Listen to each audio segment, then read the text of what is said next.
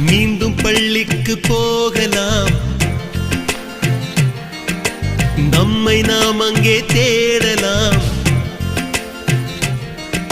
Slate குச்சி கடன் வாங்கலாம், ஸ்லேட்டில் பேர் எழுதி பார்க்கலாம். கொட்டு வச்ச வாத்தியாரை தொட்டு வணங்கலாம். முட்டி போட்டு நின்ன இடத்தை முத்தம் கொடுக்கலாம். பள்ளிக்கூடத்தில் சொன்ன பாடத்தில் இந்த உலகத்தை நாம் அறிந்தோம்.